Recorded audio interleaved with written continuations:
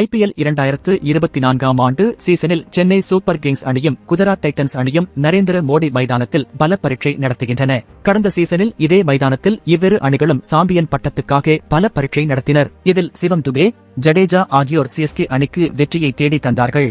ஆனால் இம்முறை இரு அணிகளும் வித்தியாசமான கள சூழலில் சந்திக்கிறார்கள். நாளைய போட்டியில் வெற்றி பெற்று ஆக வேண்டும் என்ற நெருக்கடியில் குஜராத் களமிறங்குகிறது. நாளைய ஆட்டத்தில் குஜராத் அணி தோற்றுவிட்டால் IPL தொடரை விட்டு வெளியேறிவிட வேண்டும். அதே சமயம் CSK அணி நாளைய போட்டியில் வென்றால் பிளே ஆஃப் வாய்ப்பு பிரகாசமாகிவிடும். ஒருவேளை CSK அணி தோற்றுவிட்டால் எஞ்சியிருக்கும் 2 போட்டிகளில் கண்டிப்பாக வென்றால் மட்டுமே பிளே ஆஃப் சுற்றுக்கு செல்ல முடியும். இப்படி இக்கட்டான நிலையில் CSK அணி சிக்கி இருக்கிறது. CSK அணி பஞ்சாப் அணிக்கு எதிராக அபாரமான ஆட்டத்தை வெளிப்படுத்தியது.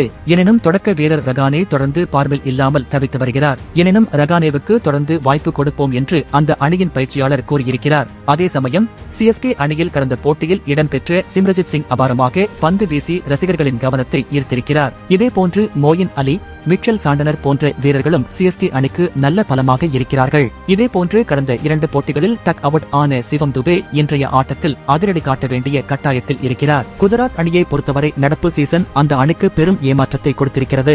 நடப்பு தொடரில் மட்டும் அவர்கள் 22 வீரர்களை பயன்படுத்தியிருக்கிறார்கள். குஜராத் அணியில் வேக பந்து வீச்சாளர்கள் போதிய அளவு தாக்கத்தை ஏற்படுத்தவில்லை. மேலும் கில், சாகா, டேவிட் மில்லர் போன்ற வீரர்களும் பேட்டிகள் தடுமாறி வருவது அந்த அணிக்கு ஏமாற்றத்தை கொடுத்திருக்கிறது. இதனால் வாழ்வாசாவா என்ற கட்டத்தில் குஜராத் அணி நாளை CSK அணியுடன் மோதுகிறது. இந்த போட்டி ரசிகர்கள் மத்தியில் பெரும் எதிர்பார்ப்பை ஏற்படுத்தியிருக்கிறது.